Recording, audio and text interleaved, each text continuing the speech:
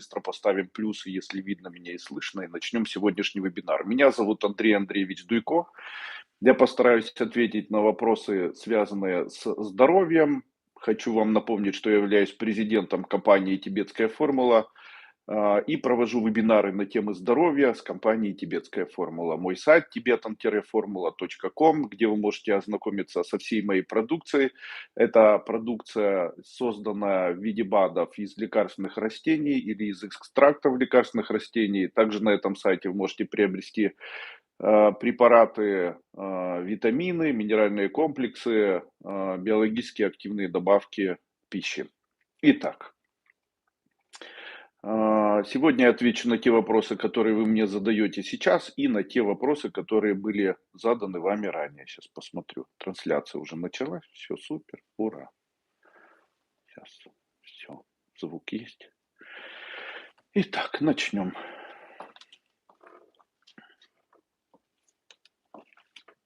Здравствуйте, уважаемый Андрей Андреевич. Низкий поклон вам из Италии за ваш ЭНС-кард для тахикардии и за мастопатин при беспокойстве после кормления грудью. Пожалуйста.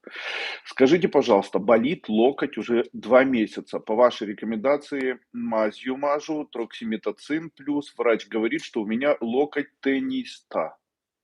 Тениста. При ушибе задела нерв. Что можно СТФ, есть ли народные рецепты при таких случаях? При таких случаях существует огромное количество народных рецептов. Это великолепные, проверенные такие методы. Сейчас я о них расскажу. Сейчас, секунду, я открою чат наш и отвечу. Итак, вот смотрите, в случае, если у вас болит плечевой сустав или локтевой сустав, или сустав кистевой, или коленный сустав, то это может быть разновод ушиб, но это может быть связано с переохлаждением сустава, это может быть связано с органическими изменениями, которые происходят в суставе, будь то формирование процессов воспалительных, там чего-либо еще. Но вот в вашем случае врач говорит о воспалительном процессе, которому подвергается нерв. Вот помните об этом. Первое. Каким образом необходимо лечить и чем лечить? В случае, если у вас воспаление, то есть подул ветер, и после этого началось воспаление тканей, то вам необходимо натирать камфорным спиртом. Также вот вы натираете троксивозином, тоже можно. Но, скорее всего, в случае, если это поражение больше органического характера, то есть там накапливается молочная кислота, ураты, оксалаты, соли, то, скорее всего, вам такие компрессы не помогут. Вам поможет нашатырный спирт. Я когда-то о нем рассказывал. Любые накопления в любом узле или в любом суставе могут устраняться, если использовать обычный нашатырный спирт в виде компрессов. Но, в отличие от камфорного спирта, нашатырным спиртом необходимо обрабатывать часто и много. Какие существуют народные рецепты? Самые простые народные рецепты – это уксус с медом, то есть берется часть уксуса, часть меда натирается, дальше заваривается овсяная каша, прикладывается охлажденная овсяная каша, тоже можно с уксусом. Хорошо зарекомендовал себя яйцо или кожура яйца, в которую добавляется уксус, после чего создается такой порошок и прикладывается к этим местам. Из моих препаратов я бы рекомендовал выбирать следующее. В случае, если это органические поражения какие-либо, будь то артрит, или будь то воспаление нервной ткани, я рекомендую использовать следующие препараты. Бишофит гель. Бишофит гель устранит солевой диатез и накопление уратов, оксалатов, кальциевых соединений, которые могут образовываться в суставе. При воспалительном процессе нервной ткани я рекомендую использовать можжевеловую мазь, которая в нашей компании представлена.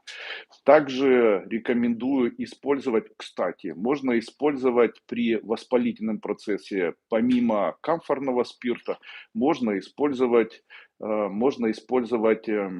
скипидарные ванночки.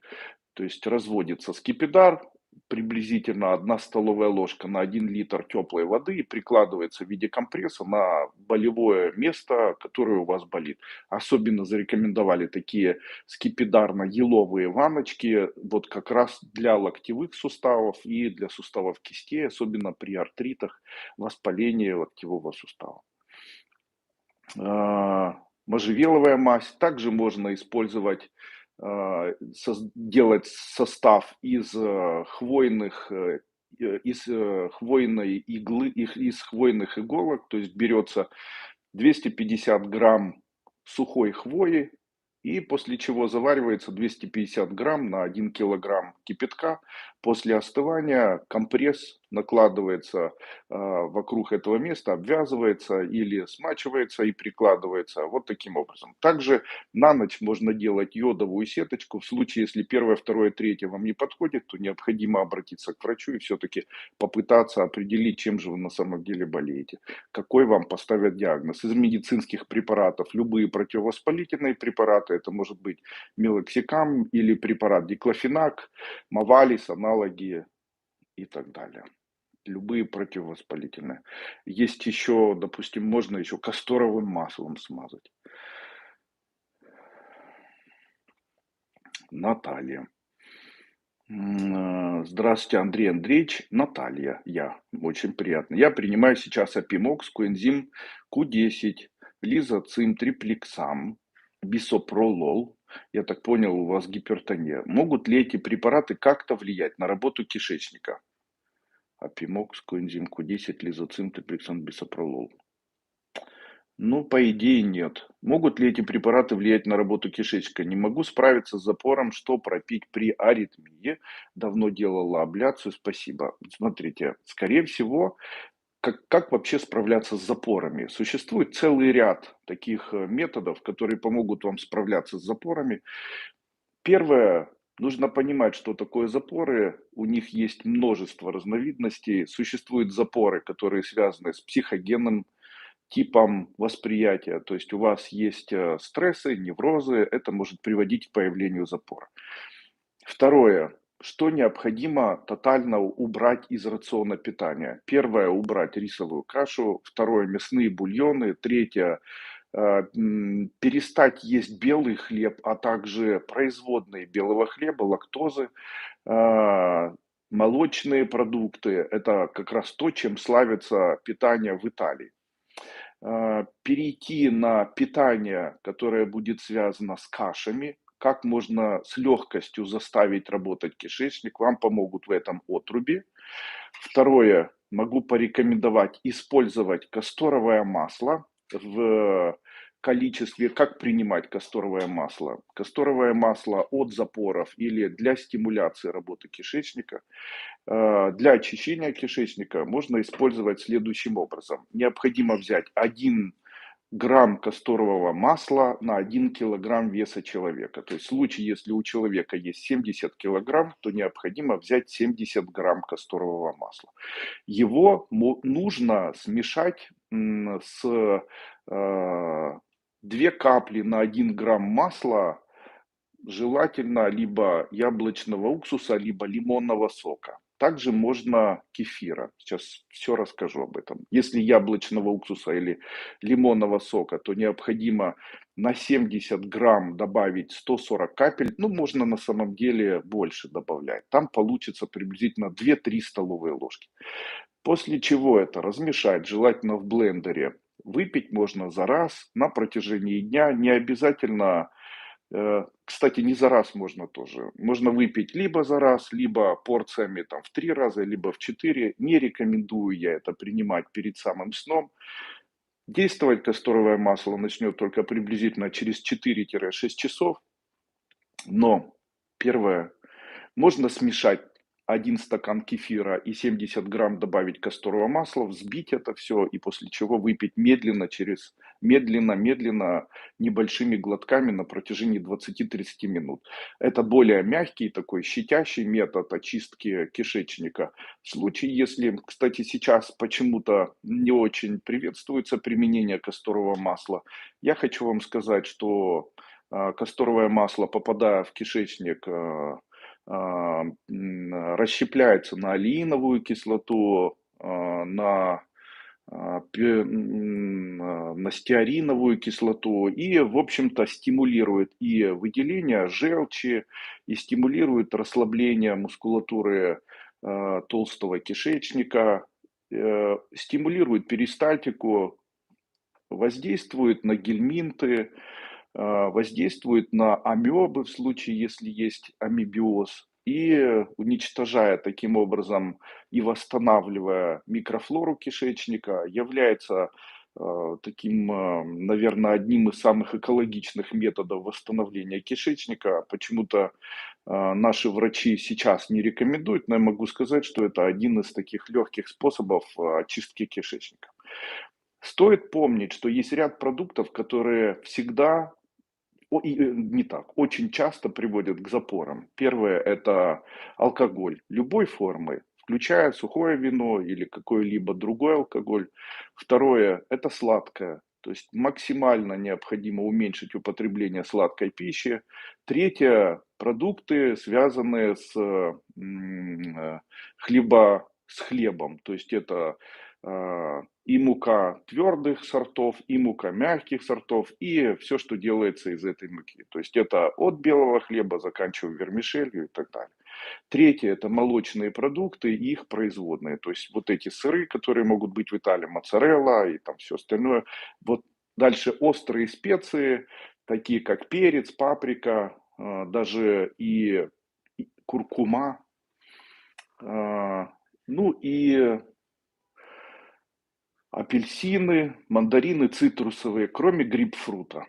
Грейпфрут, кстати, сказано вот сейчас к делу, тоже является мощнейшим стимулятором перистальтики. И в случае, если начинать свое утро с одной дольки грейпфрута или одной столовой ложки винного уксуса на один стакан теплой воды, это безопасно, можете не бояться это принимать, то это будет стимулировать выделение желчи, стимулировать дополнительную перистальтику и опорожнение кишечника на протяжении следующих 5-6 часов. Ну, возможно, даже не за один день или не в первый день и так далее. Очень рекомендую использовать вот такой вот принцип. Из моих препаратов я рекомендую использовать БАД, который называется франгул. Одна таблетка на 1 килограмм, одна таблетка на 10 килограмм веса. То есть, если у вас там 70 килограмм, то необходимо выпить 7 таблеток за один раз на протяжении дня. Желательно это делать в первой половине дня. Какие продукты я рекомендую использовать при запорах? Тыквенный сок. То есть берется тыква, из нее отжимается сок. Принимать сок необходимо по 1 столовой ложке 2-3 раза в день на протяжении хотя бы 7 дней. Минус этого является то, что в составе такого сока находится витамин В, по-моему, В3, В6, который имеет цвет желтый и может окрашивать кожу. Поэтому в какой-то один день может оказаться, что вы проснетесь и у вас будет более желтое лицо с таким лимонным немножко оттенком. Это будет говорить о том, что вам пора прекращать принимать дальше тыквенный сок. Второе, народные способы. Ну, из таких мне известных народных способов это настойка. Она делается так. Берется трава сена. Это не сено, а трава так называется. Разновидность лекарственного растения – сена. 1 столовая ложка сены заваривается пол-литрами кипятка, настаивается. В этот кипяток добавляется 200 грамм настойки шиповника. Называется это настойка шиповника, и приобрести ее можно в магазине. Называется она холосас. И можно еще добавить настойку пиона, тоже 100 грамм. И вот можно добавить также 1 столовую ложку эвкалипта. И вот в таком виде принимается 1 столовая ложка 1, 2 или 3 раза в день. Таким образом может стимулировать порожнение кишечника и улучшает общее состояние перистальтики. Людям, которые болеют заболеванием запоров, я очень рекомендую использовать сульфидную воду. К сульфидным водам таким относятся вода Миргородская, Поляна Квасова. Из таких, которые 100% могут порожнить кишечник, относится вода, по-моему, венгерского происхождения, называется она Хуняди Януш. Она имеет ярко выраженный горький вкус, в ней находится высокое количество магнезии или сульфата магния.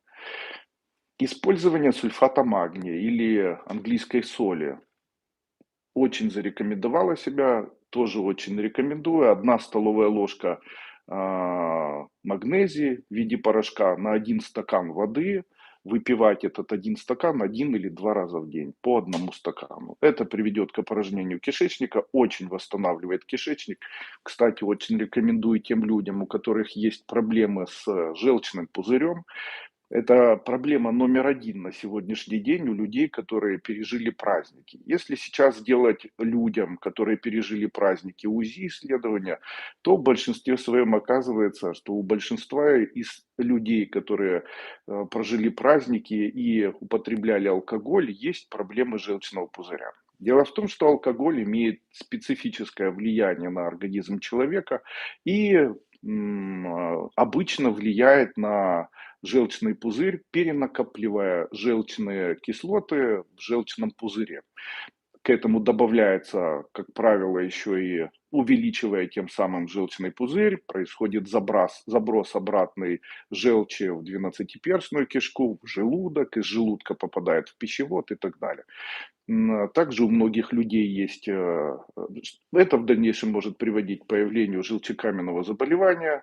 Проявляется это в виде слабости, даже может быть отсутствие либидо, общей слабости физическое, головокружение, головной боли, боли в глазах, вздутие живота, рези в кишечнике. Также это приводит к тому, что человек может худеть, у него истончается кожа, приводит к старению, во рту появляется ощущение горечи, на языке появляются желтые такие пятнышки, особенно в утреннее время. Изо рта появляется не очень приятный запах, отличающийся от запаха при галитозе, но больше не сероводородный, а больше напоминает запах каловых масс.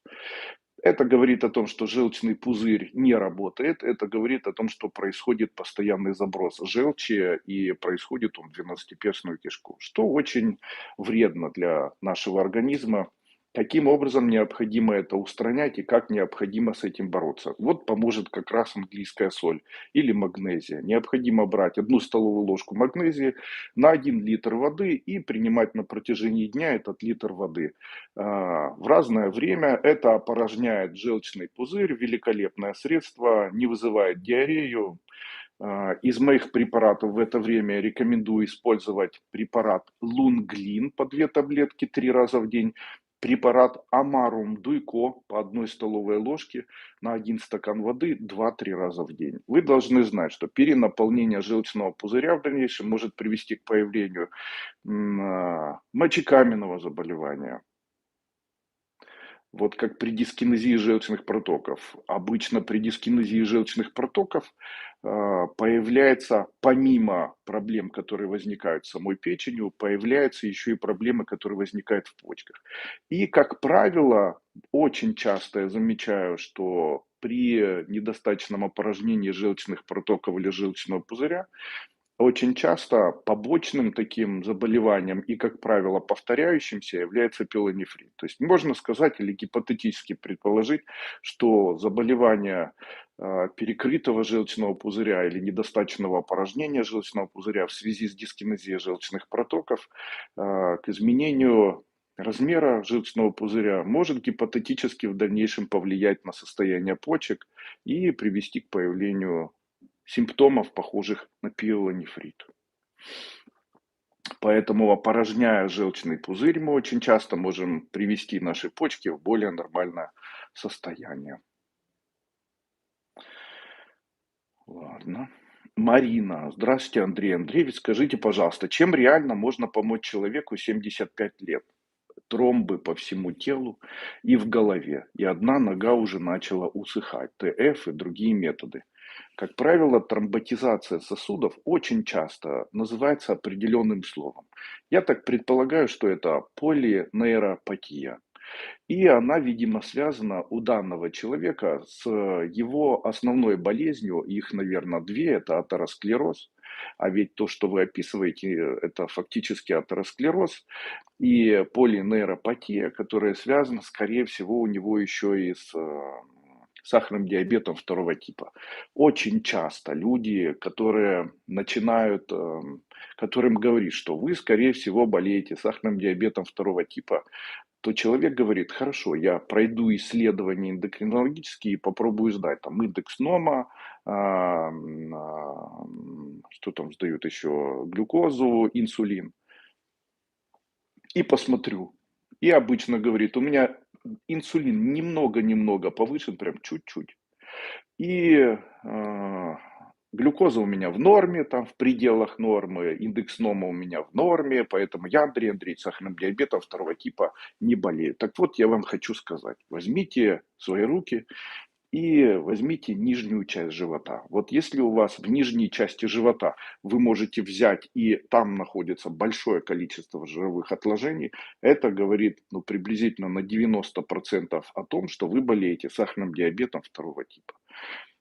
Так как сахарный диабет второго типа – это перенакопление инсулина в подкожной клетчатке, особенно в нижней части живота. Что необходимо с этим делать?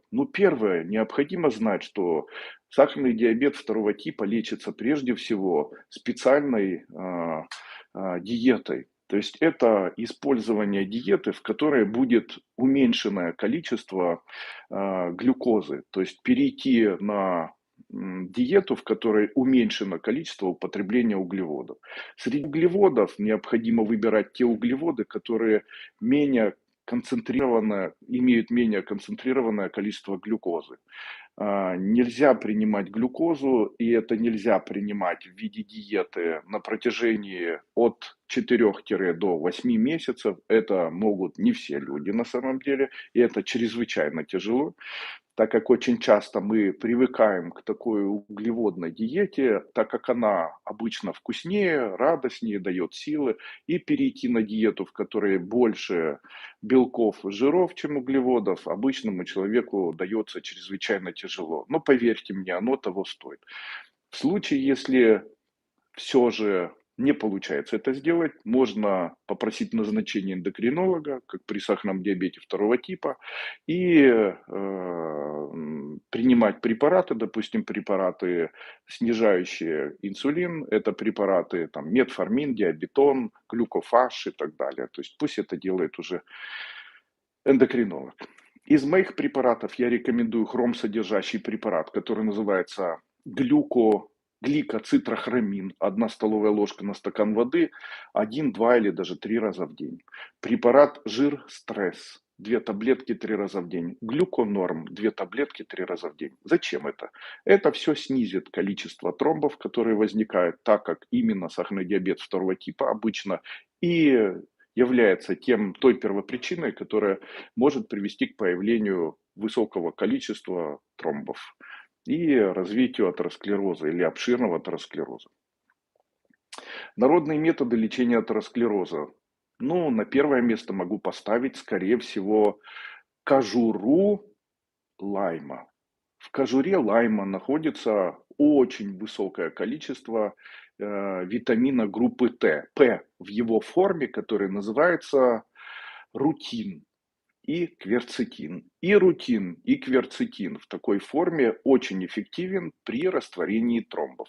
Каким образом или как необходимо как можно приготовить вещество из кожуры лаймов? Необходимо высушить кожуру лайма, после чего сделать из нее порошок из такой кожуры лайма и принимать этот порошок четверть чайной ложки, желательно растворяя в кисломолочном каком-либо продукте. Можно это растворять, можно от 1 даже до столовой ложки порошка лайма растворять в одном стакане, желательно нежирного йогурта, съедая такой йогурт утром и вечером.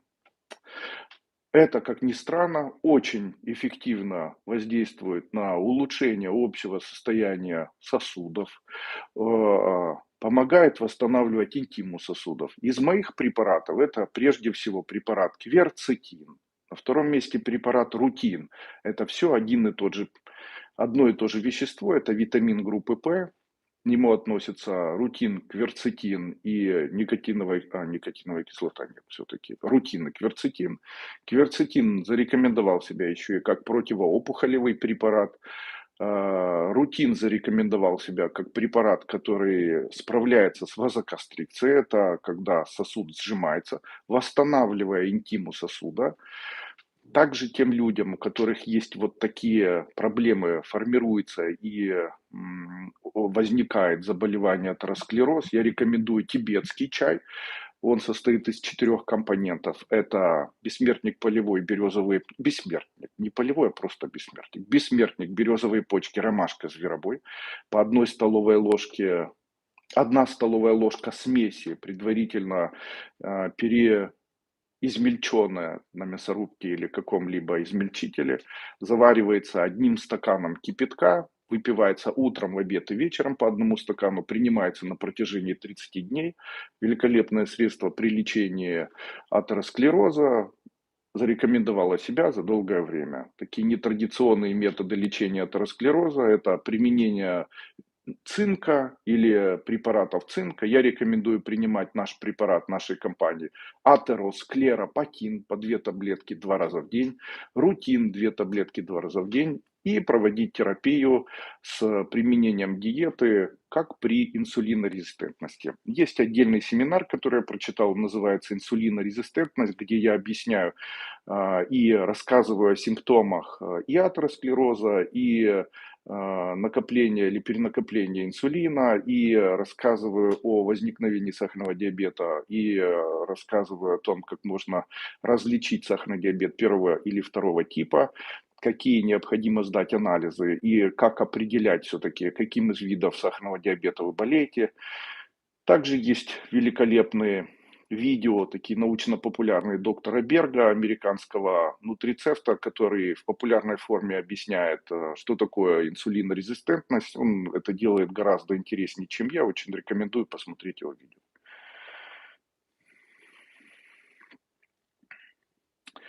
Доброго мирного вечора, учителі, всі учасники. Дякую. Моїй мамі 75 років, її звуть Катерина. Дуже приємно. Ми знаємо, що в неї є міжпозвонкові грижі. Останні роки їй болить нога від тазового суставу і аж донизу. Вона неодноразово зверталася. Забыл сказать, по локтю еще поможет медовый массаж. Помните, я рассказывал о медовом массаже? Вот при заболевании локтя можно попробовать сделать медовый массаж.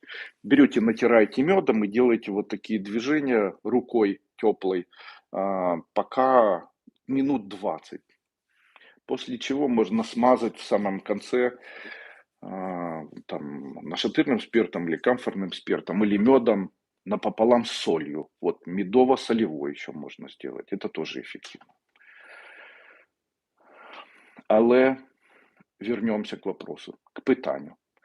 Вона неодноразово зверталась до лікарів, лікувалася, але нічого не допомагає. Тепер вже і інша нога починає боліти. Може вас запитати, що допоможе моїй мамі? Неодноразово впевнилася, що ви завжди допомагаєте встановити причину і даєте найкращі поради по лікуванню. Дякую, що турбуєтесь про нас. Обов'язково скину подяку за допомогу.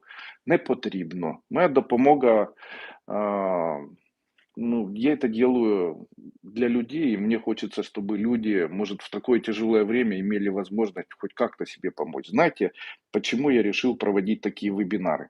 Дело в том, что мне действительно хотелось бы помочь людям, и я понимаю, что многие не могут сейчас приобрести ни препараты, ни полечиться. Многие находятся за границей, и там получить какую-то консультацию сложно. Очень часто бывает так, что человек, попадая в больницу или попадая в клинику какую-либо, обращается к докторам, но врач, который прописывает препараты, допустим, неврологические при грыже, не может особенно, ну, его задача помочь вам избавиться от боли. В большинстве своем это не является таким правильным, наверное, решением вопроса, потому что первопричина не устраняется, само заболевание в дальнейшем продолжает формироваться и так далее.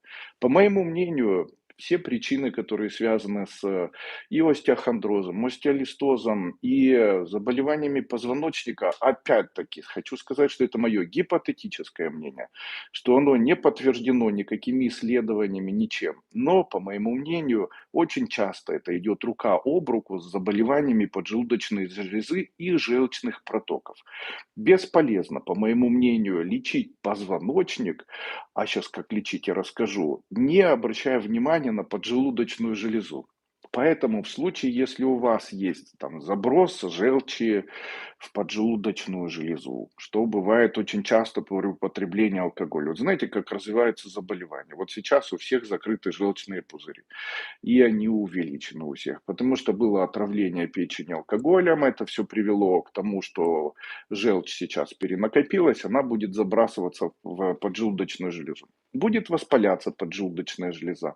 В тот момент, когда она будет воспаляться еще и нижняя часть тонкой кишки, там будет формироваться тоже воспалительный процесс. Как правило, это возникает как раз на фоне того, что у человека происходят вот такие проблемы. Почему? В тонкий кишечник попадает большое количество кислоты, происходит воспалительный процесс, там же, в этом отделе тонкого кишечника, находятся отделы, которые работают над тем, чтобы происходило усвоение и наверное, происходило усвоение и формировался коллаген для того, чтобы восстанавливать хрящевую ткань, для того, чтобы формировалась жидкость, для того, чтобы восстанавливался там хронический какой-то, ну, там, чтобы восстанавливался позвоночник, чтобы формировался коллаген, коллагеновая ткань и так далее.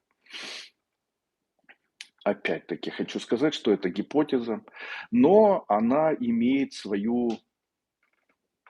доказательство. На протяжении более чем 20, наверное, уже 3 лет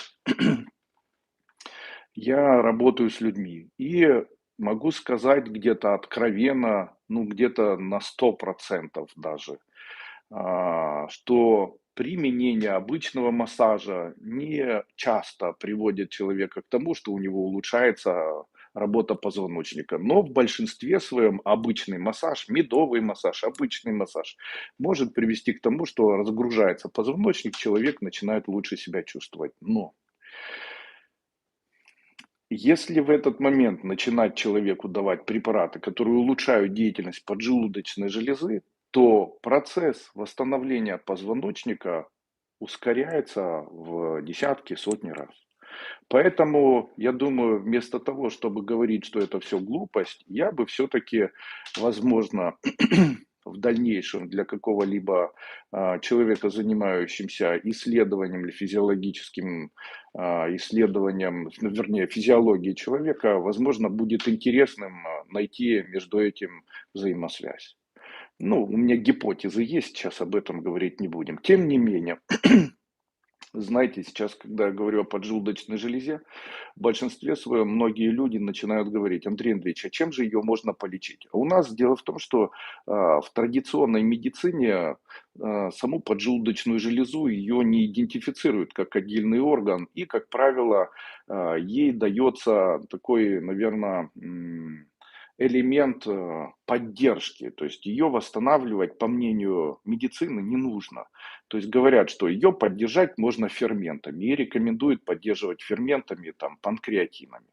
И после чего говорят, в случае, если есть сахарный диабет первого типа, то принимать там препараты, которые будут снижать инсулин, снижать немножко глюкозу, либо уже при сахарном диабете первого типа давать инсулин, тем самым мы поддерживаем поджелудочную железу. Тем не менее, я хочу сказать, что если исследовать поджелудочную железу, то можно сказать, что поджелудочная железа нуждается в поддержке. И она очень нуждается в определенном питании, а также в определенных препаратах. Какие это определенные препараты? Я рекомендую препарат моей компании, он называется Панкрисорб. По 2 таблетки 3 раза в день при заболеваниях позвоночника.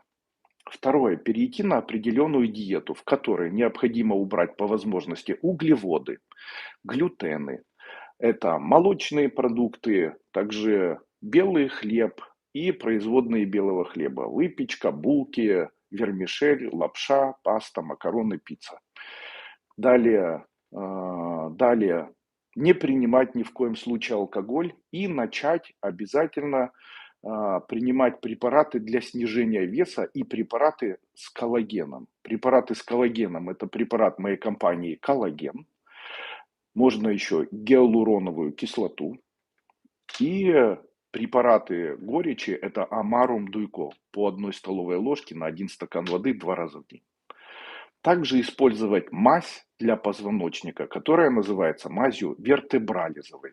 Можно принимать препарат вертебрализ дополнительно. Вот только так в комплексе можно разгрузить и помочь позвоночнику. Но это при условии, что вы будете делать 1 раз в неделю хотя бы или 2 раза в неделю медовый массаж. Или обычный массаж вашей маме. Ну вот других, наверное, способов не будет, к сожалению.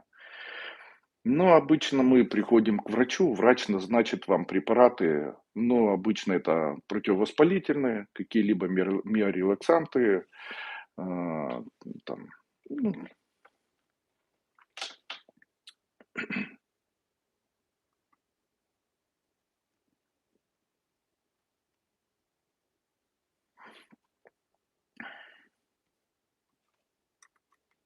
что-то связь исчезла у нас.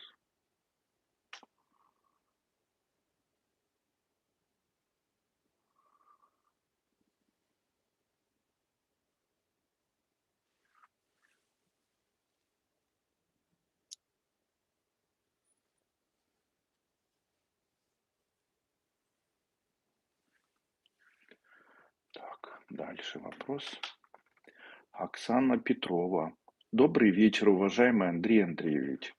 Подскажите, пожалуйста, что пропить ИСТФ для лечения фронталия, Ремфордерунг Рейхт, опухоль, я понял, в голове. Прошу прощения, но не на русском, знаю, что это такое, но не на русском, не знаю, как называется. Это доброкачественная опухоль. Была операция облучения, химиотерапия в таблетках. Сейчас перерыв, пью витамины, которые выписал доктор Марина. Аминокислота бетулиновая, правильно. Грандис Леотон, самочувствие нормальное. Спасибо за поддержку. Там у нас есть еще один препарат, он называется кверцетин. Мы его сами синтезируем, сами производим, и бетулиновую кислоту. Принимайте оба этих препарата, кверцетин и бетулиновую кислоту по 1 таблетке 3-4 раза в день, и кверцетин по 2 таблетки, 1 таблетка утром, 1 таблетка перед самым сном. Не нужно бояться, после химиотерапии, скорее всего, у вас будет отрицательное развитие заболевания. Наталья Круть. Скажите, пожалуйста, 3-й месяц пью бетулиновую кислоту, так болят тазобедренные суставы, жесть. Это побочные явления, сейчас скажу. Не пила 3 дня, симптомы исчезли. Объясните, пожалуйста, это как-то связано? Дякую за ваш титанический труд и помощь человечеству. Быть добру. Да, бетулиновая кислота может стимулировать выделение коллагена. Именно поэтому перенакопление коллагена это тоже не очень хорошо. Еще. При использовании бетулиновой кислоты обычно происходит связывание, усиливается формирование и общий цикл Кребса растет. То есть молочная кислота быстро расщепляется, выводится. Также могут происходить процессы разрушения опухолей, происходят процессы токсического отравления в организме. Именно поэтому я часто говорю, что при применении бетулиновой кислоты, в случае, если в организме есть опухоли, то могут быть обострения, увеличивается молочная кислота, увеличивается процесс оксидации общей. Именно поэтому я очень часто говорю, если вы начинаете принимать бетулиновую кислоту на фоне онкологического заболевания, то обязательно вместе с бетулиновой кислотой принимайте аминокислоту, она тоже есть в моей компании, которая называется цистин. Как условно это все работает? Смотрите, аминокислота это вот любые белки это полимеры. Попадая в организм человека, они расщепляются на мономеры. То есть любой белок, он состоит из определенного количества аминокислот. В нашем организме что такое вообще аминокислота? Аминокислота имеет структуру аминогруппы, в которую входит азот, и карбоновую группу, в которую входит углерод. И вокруг каждая аминокислота состоит грубо из свободного радикала. Он может состоять из азота, или из серы, или из углерода. С левой стороны находится аминогруппа этой аминокислоты, а с другой стороны находится карбоновая группа из углерода, связанная с углеродом и кислородом. Когда наши аминокислоты расщепляются, то есть каждый наш орган, он создает для себя определенное свое питание. Допустим, инсулин состоит из 72 аминокислот, которые организм некоторые синтезирует сам, а некоторые берет с продуктами питания. То есть он собирает, вот допустим, из 30 или 40 аминокислот, ну не точные данные, состоит, допустим, гормон тироксин.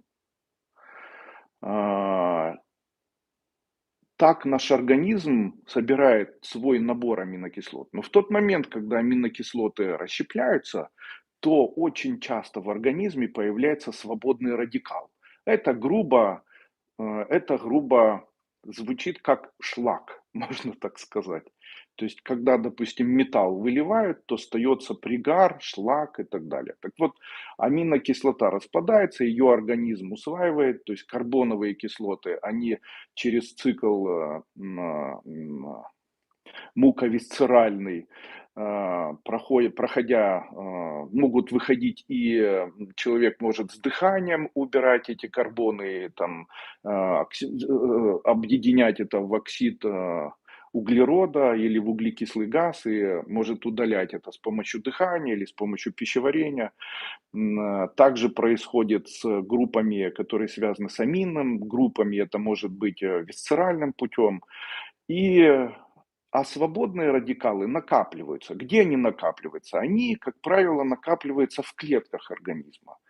И накапливаясь в клетках организма, они называются оксидантами. То есть накапливаясь в клетках, появляется накопление оксидантов. Допустим, у человека есть опухоли, опухолевое новообразование.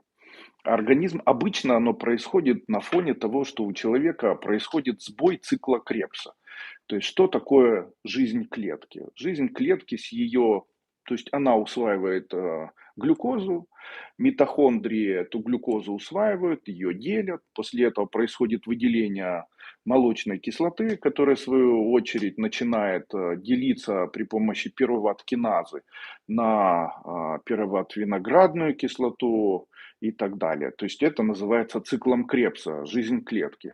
И в этом всем происходит увеличение вот этой пируват-киназы в случае, если есть онкология. Ну и фактически в самой клетке происходит питание аминокислотами и накопление свободного радикала, какого-либо. Это обычно еще и затрудняется за счет того, что у нас между клеткой есть вот это мембранное дыхание, которое связано с калиево-натриевым насосом, которое связано с процессами обмена между клетками, кстати, в которых участвуют коэнзимы Q10, поэтому они могут освобождать такие клетки. Таким образом, если в клетке происходит перенакопление свободных радикалов, то в такой клетке может гипотетически возникать процесс опухолевого новообразования. То есть в это время, когда опухоль начинает формироваться, и мы начинаем принимать какой-либо препарат, будь то препарат, допустим, там метотрексат или там препарат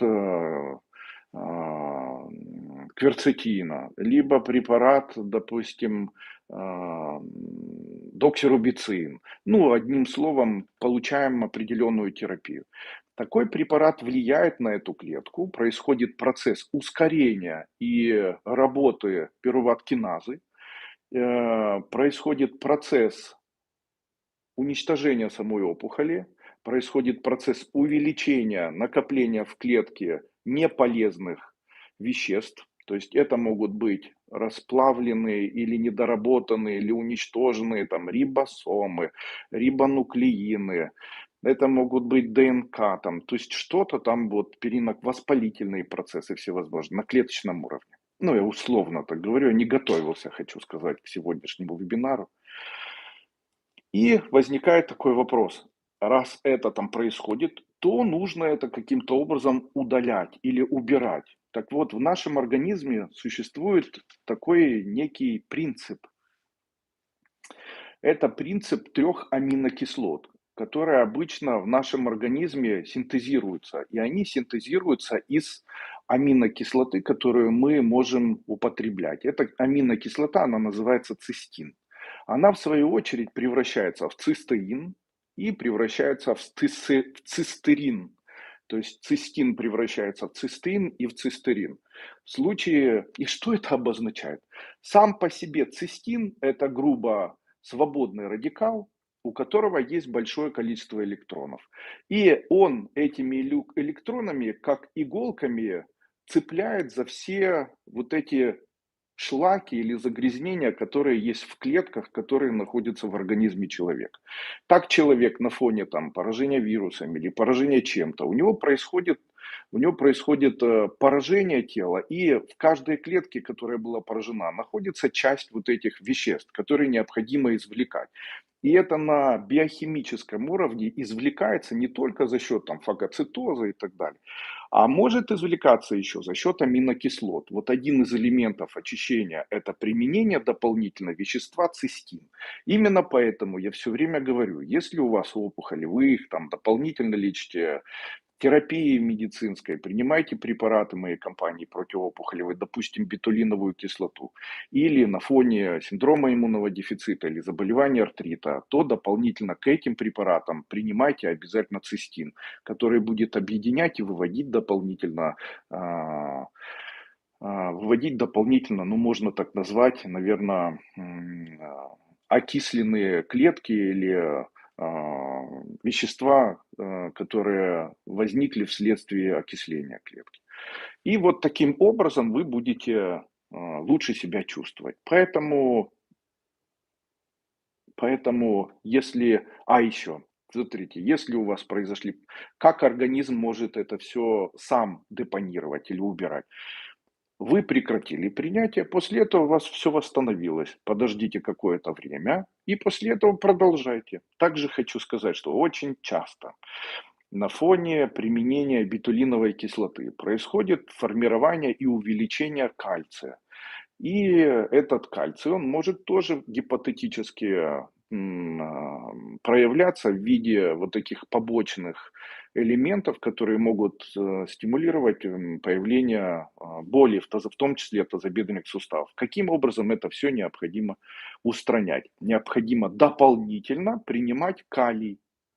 Дополнительно принимать калий. Калий можно принимать в препарате урализ манкулит, а также цистин. Цистин принимать по 2 таблетки 3 раза в день. Ну и отменять на время бетулиновую кислоту. Скажите, вам вообще интересно? Что-то я не туда ушел, да? Сейчас я посмотрю. Вообще в Ютубе меня транслируют.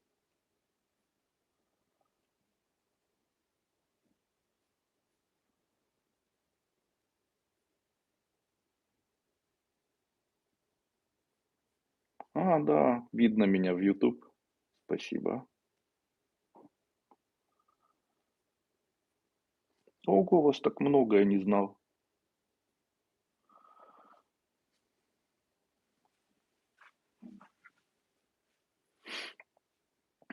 Анжелина Рахмадинова. Здравствуйте, Андрей Андреевич, врач в Ираке. Поставил диагноз киста в матке и полип в яичнике. Подскажите, пожалуйста, стоит ли оперировать или можно попробовать медикаментозно убрать проблему? По моему мнению, всегда возникновение полипа в желчном пузыре, в матке, всегда связано с определенным заболеванием. Данное заболевание называется папилломавирус. Я специально длительное время исследовал данную проблему и могу сказать, что у всех людей, у которых появляются полипы в желчном пузыре, полипы там, или киста в яичнике, или там миома даже очень часто, или просто где-либо маленькие полипы или бородавочки там, на половых органах, где-то под мышкой, на уровне груди, возле желез и так далее, как правило, если проводить исследования, связанные с герпевирусными инфекциями, то очень часто у таких людей выявляется папилломавирус. Я считаю, что при лечении папилломавируса основные проблемы могут быть полностью излечены. Но особенность лечения папилломавируса заключается не только в терапии самого заболевания противовирусными препаратами. Папилломавирус, по идее, нужно, вернее, еще и лечить аутоиммунными препаратами. То есть, если увеличивать иммунитет у человека, а также принимать такую специально направленную терапию, связанную с папилломавирусами, то можно справиться. Но есть такая вот идея. Дело в том, что и чем же лечить? Как такового на сегодняшний день лечения заболевания папилломавируса нет. Обычно рекомендуют принимать противовирусные препараты, это групринозин, ацикловир, там интерфероны. Но я могу сказать со своей стороны, что очень зарекомендовали себя экстракты, которые связаны с растением железняк. Немецкая компания в свое время создала открытие и сделала даже патент такой на препарат, я, к сожалению, не могу сказать его название, не помню, которое как раз было предназначен для лечения заболеваний желудка и делался из экстракции вещества, которое, вернее, растения, которое называется железняк. И применение данного растения обычно оно является таким антацидным, противоантацидным, то есть снижающим кислотность желудочно-кишечного тракта. Я могу сказать, что в действительности очень часто либо понижение, либо повышение кислотности ЖКТ может приводить в дальнейшем к появлению такого заболевания. Оно возникает как бы, возможно, оно и является заболеванием, которое передается между младенцем и родителем. Я не верю в то, что папилломавирус может передаваться половым путем, как это утверждает традиционная медицина. Я все-таки думаю, так не произойдет. Я думаю, что это происходит более так генетически, с генетическими предпосылками, то есть между мамой и ребенком, в дальнейшем между детьми и так далее. И носители такие больше генетические носители. Тем не менее, справиться с этим папилломавирусом возможно. Это применение чая железняк на протяжении 4-7 месяцев, а также применение препарата бетулиновая кислота, которая зарекомендовала себя как мощнейший противовирусный препарат, и препарата бетулин. То есть бетулин одна таблетка 3 раза в день, бетулиновая кислота одна таблетка 2 раза в день на протяжении 3-4 месяцев с применением дополнительно чая железняк. Также на сегодняшний день широко известны исследования, которые утверждают, что вещество германии, которое является микроэлементом природного происхождения, то есть минералом, в определенной потенции, то есть растворенным в жидкости в виде цитрата Германия может, или нанаквахилата Германия может быть очень эффективным при лечении всех абсолютно заболеваний, связанных с герпетическими заболеваниями. И я очень рекомендую применять дополнительно еще препарат Германии, моей компании, 1 чайная ложка 1 раз в день.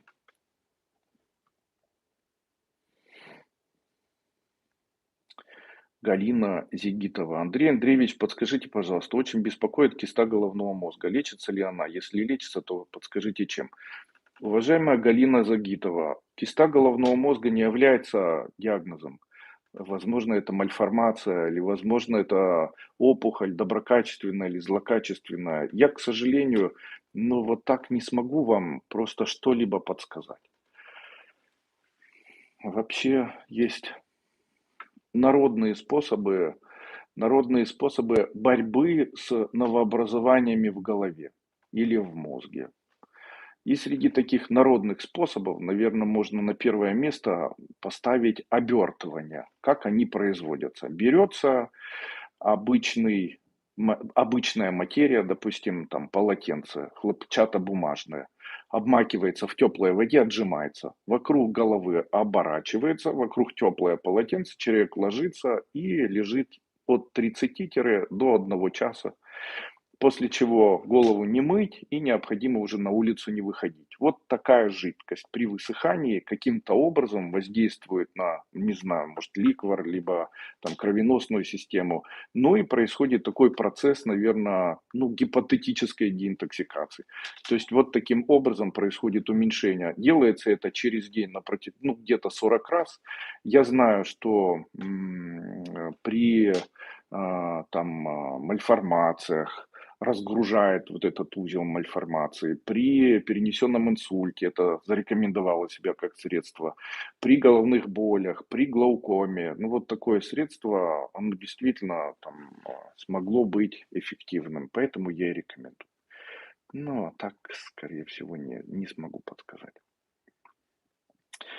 Елена В. Добрый вечер, Андрей Андреевич. Подскажите, пожалуйста, рецепт с яйцом и маслом при синусите, гайморите, закапывать в нос. Потеряла ваш рецепт. Значит, рецепт с яйцом и изготовление яичного масла. Яичное масло может помочь вам избавиться от заболеваний носоглотки, таких как гайморит, синусит. Каким образом готовиться? Для беременных я в свое время делал, потому что у меня жена беременная была, у нее ну, у нас 5 детей и 3 девочки-погодки. И когда она беременная была с Аней, то у нее мощнейший был насморк и обострения были, не знаю, на фоне вирусного заболевания или и необходимо было чем-то лечить, а я не хотел этого делать, потому что очень хотелось, чтобы ребенок был здоровым. Кстати, там я сегодня рассказывал о касторовом масле. Ни в коем случае касторовое масло нельзя употреблять беременным. Также не подходит лимонный или кожура лайма не подходит беременным тоже. И не подходит ни кверцетин, ни рутин. Беременным нельзя принимать. Вот беременным нельзя. Ни касторовое масло, ни кверцетин, ни рутин нельзя. Так, о чем я там говорил? Ага. И пришла идея сделать для нее средство такое, которое было бы безопасное для беременной и могло помочь ей избавиться от заболеваний носоглотки. Это яичное масло. Я о нем когда-то прочитал. Готовится оно легко. Берется, варится 3 или 4 яичка яйца куриных, варится приблизительно 40 минут, после чего остывают, очищаются, извлекается желток, натирается на мелкой терке и на сковороде обжаривается на протяжении 40 минут, без масла. После чего добавляется 1-2 стакана оливкового масла. После того, когда помешивается, доводится приблизительно где-то за 10 минут на малом огне, не до кипения, а просто до нагревания. После чего отжимается через марлю или чистый там колгот, ну какой-то материал чистый, чтобы был, в стеклянную формочку и хранится в холодильнике. Вот таким составом необходимо закапывать нос в случае, если беременная женщина имеет воспаление носоглотки. Действительно зарекомендовала себя как средство. Также такое яичное масло помогает при заболеваниях полип желчного пузыря. Точно. Можно использовать еще и при геморрое. Также еще касторовое масло при геморрое тоже очень хорошо помогает. И, второе это с яйцом, да. Берется яйцо куриное, заливается уксусом, можно обычным столовым. Это не принципиально, потому что где-то вообще хочу сказать, что данный рецепт не мой, как и все остальные. Я всего лишь собираю рецепты, их помню. Но они в большинстве своем не мои. Я просто как коллекционер, может быть, человек, у которого хорошая память, могу их вот так запросто вспоминать. Особенность такая у меня, я помню. Говорить о том, что это мой рецепт, ну нет, конечно. Все рецепты, которые я даю, включая зеленые нитки, они не принадлежат мне. Это когда-то я читал книги там умные, после этого запомнил, выписал, теперь помню, использовал, советовал и так далее. Как народный целитель, может. Вот так вот. Берется обычное куриное яйцо.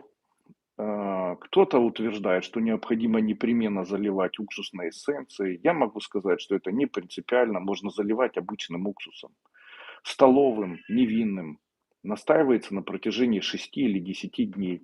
Кальций, которым покрыто яйцо, он весь в уксусе растворяется. После чего яйцо становится раздутым немножко, так как, потеряв кальций, яйцо увеличивается в объеме.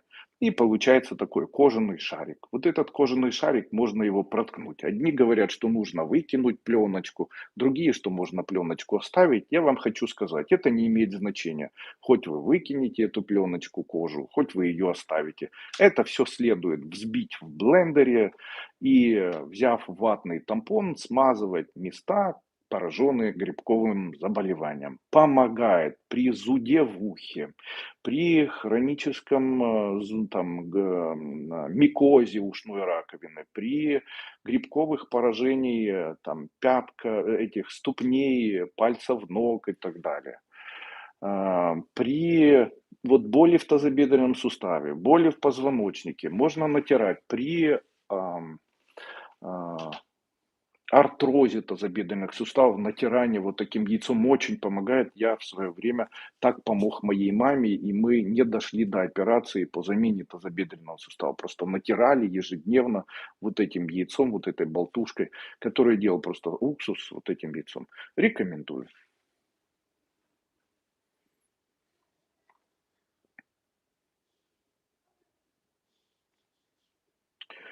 Нет, нет, при кисте головного мозга повязки не солевые, не солевые. Дело в том, что солевая повязка, она очень расширяет сосуды.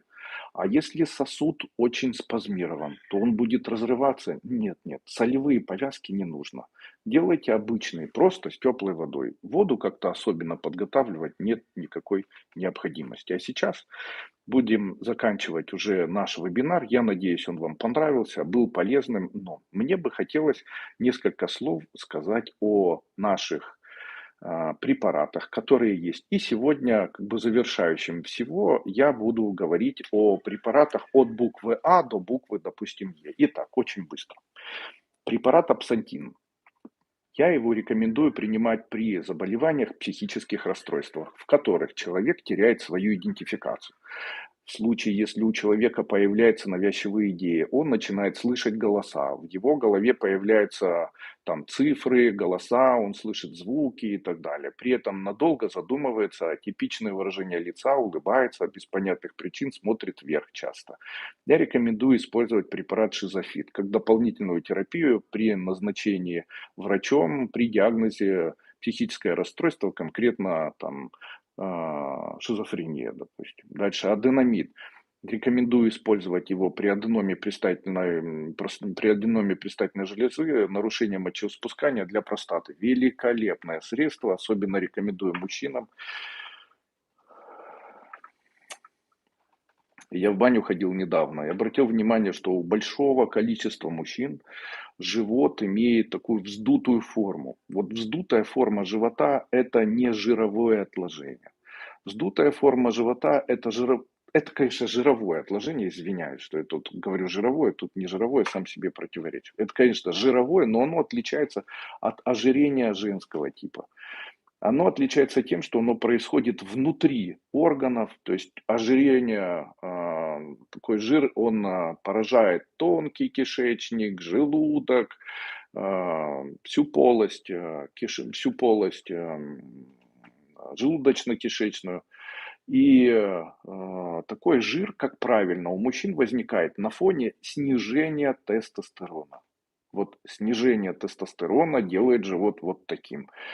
Очень часто говорят пивной живот. Правильно говорят. Дело в том, что когда человек принимает пиво, то в пиве находятся консерванты, особенно в немецком и чешском, которые стимулируют появление прогестерона. Мужчинам прогестерон не нужен совершенно. Он у них не возникает никаким образом и никогда. То есть это все аномалии. То есть вне человеческого тела дается мужчине вот такой гормон, что вызывает появление вот такого живота. На самом деле это не пивом раздувается живот, а жир, который возникает на фоне появления в организме женских половых гормонов у мужчины. Каким образом это лечится? Лечится как раз и в дальнейшем у таких мужчин, как правило, у всех возникают одни и те же заболевания. На первом месте, конечно же, всегда стоит заболевание простатит и в дальнейшем аденома предстательной железы.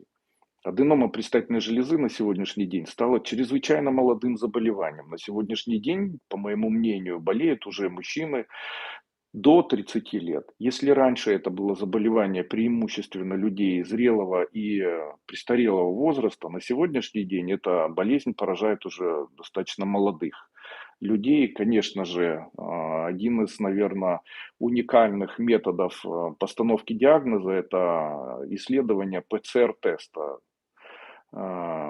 предстательной железы на наличие высокого количества вот этих, как они там называются, идентификационных клеток, которые могут сказать, если, как же он называется, тест предстательной железы, а эти клетки, не помню, как называются. Если их много, то это говорит о том, что есть онкологическая опухоль. В случае, если нет, говорит о том, что это просто аденома. Так вот, в случае, если мужчина начинает принимать препараты, которые будут стимулировать выделение тестостерона, то данные препараты могут уменьшить размер живота. Какие это препараты? Первый это препарат аденомид.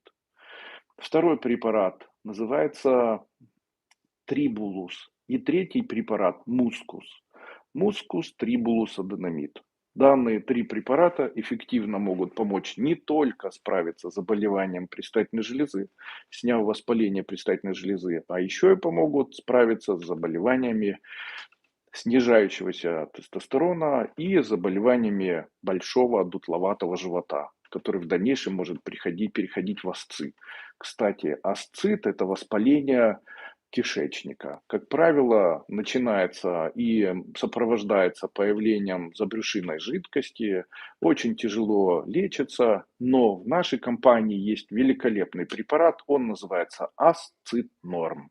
Я рекомендую его использовать в случае, если у вас есть отечность живота, ощущение, будто живот становится острообразный и там появляется жидкость. Это снимет отек, разгрузит забрюшинную жидкость, устранит ее, снимет воспаление поджелудочной железы, воспаление желудка, воспаление почек, начальные стадии воспаления там, пилонефрита там, почек или там, гидронефроза почек и воспаление мочевого пузыря, и вы будете удивлены, насколько эффективно он уменьшает общий тонус вот самого всего кишечника или всей забрюшинной плоскости. Алгоцин. Препарат с высоким содержанием меди, цинка. Данный препарат я рекомендую всем, у кого есть тремор рук и есть заболевание Паркинсона или развивающееся заболевание Альцгеймера. Я уже об этом препарате рассказывал. Его при треморе необходимо принимать 1 чайная ложка после еды через час 1 раз в день. На фоне принятия, допустим, своей терапии, там терапия, допустим, амантином или там абикса или покамерцем, какими-то препаратами, которые будут снижать тремор. И дополнительно к данным препаратам я рекомендую использовать препарат алгоцин. Данный препарат алгоцин еще и зарекомендовал себя как препарат, способный улучшить зрение, улучшить концентрацию, внутренний тремор, устраняет ощущение невроза и даже участвует в формировании циркадного ритма, который способствует дальнейшему правильному засыпанию и правильному просыпанию. Все. 19:06. Сказали, что пора заканчивать. Буду заканчивать. Здравствуйте, Андрей Андреевич. Подскажите, пожалуйста, что делать у моей мамы? На затылке с пятак псориаз, а над бровью белый налет. Заранее благодарю. Сейчас в нашей компании я сделал мазь. Она потрясающая, удивительная, высокоэффективная. Данная мазь называется Родопи. Полжизни я ходил вот здесь на локте и имел псориаз. Вот полжизни своей ходил и имел псориаз на локте. Ничем в своей жизни не мог справиться с этим псориазом. 3 недели, даже меньше, 2 недели, один раз в неделю мазал, все, ничего нету, все сошло, тьфу-тьфу-тьфу, и больше никогда не появится. Помогла мазь Родопи. Сегодня мне женщина одна написала, я даже сейчас открою ее письмо. Татьяна ее зовут. Светлана. Это Татьяна, наверное, нет.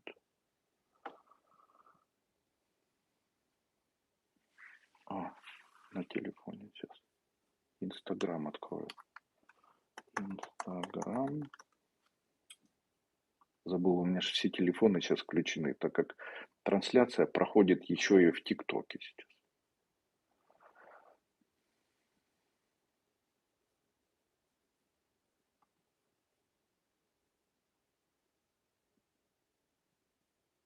Почему-то нет. Значит, своими словами тогда. Есть женщина, она написала мне письмо и написала, что ей помог препарат мазь Родопи от псориаза. Сказала, что обязательно оставит отзыв, и я этот отзыв хотел опубликовать сегодня. Опубликовал в Инстаграме, сейчас не могу найти. Поэтому в случае, если у вас есть псориаз, обязательно используйте данную мазь. При экземе, при псориазе, любых кожных заболеваниях используйте данную мазь, она очень зарекомендовала себя. Щось для сну не можу спати. В моей компании великолепный, потрясающий, мега хороший препарат. Он называется Соник. Перед сном 2, можно 4 таблетки. Рассасывайте медленно, закрывайте глаза и начинайте считать, представляя перед собой цифры. 100, после этого на вдохе и выдохе 99, после этого на вдохе и выдохе 98, не торопясь. Если сбились, чуть-чуть отдохнули и повторяйте, там, на какой цифре остановились, там, 80, 79, 78 и так далее. Во-первых, это даст концентрацию и, ну, во-первых, выспитесь и будете при этом еще и хорошо спать. Не стоит забывать, что нам не столько необходимо засыпание, сколько высыпание. А вот высыпание это уже циркадные ритмы. Циркадные ритмы это ритмы человека, естественные ритмы человека, в ходе которых он должен вовремя засыпать и просыпаться. Они регулируются двумя веществами, которые есть в нашем организме. Одно вещество называется мелатонин, является гормоном нашего мозга. И второе вещество называется L-триптофан, которое можно дополнительно принимать. Мелатонин вы можете приобрести в любом спортивном магазине. Принимайте по 2 таблетки мелатонина утром и вечером. И после этого, не принимая снотворных, через 2, 3, 4 дня начнете хорошо засыпать и хорошо просыпаться.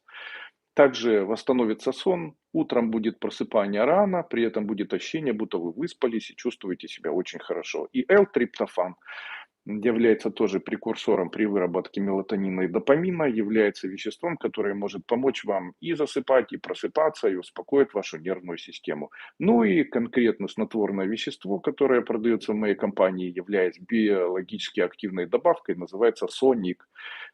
Рассасывается по 4 или 2 или 4 таблеточки перед сном, не торопясь, лежа, закрытыми глазами, рассасывайте таблетки, считаете от 100 до 0 и засыпаете. Проверено, эффект есть, препараты работают великолепно. Данные препараты можно приобрести в моей компании tibetan-formula.com. Также вы можете взять и, войдя в Google, написать в Гугле поисковике тибетская, от слова Тибет, формула. Первый сайт, который откроется, нажимаете на него, переходите на сайт моей компании и, обращаясь к оператору или сами выбирая те препараты, о которых я сегодня рассказывал, приобретайте, используйте. На нашем сайте есть операторы, это медицинские работники, которые прошли обучение в нашей компании, которые могут подобрать вам правильный курс терапии, если можно так сказать, или правильный курс реабилитации, или профилактики вашего конкретного заболевания, вашего конкретного случая. В случае это, если это не является тяжелым заболеванием, мы можем вам помочь чувствовать себя лучше и восстановить ваш организм. Еще раз всех с праздниками. Быть здоровым легко, поможет вам Дуйко. До свидания.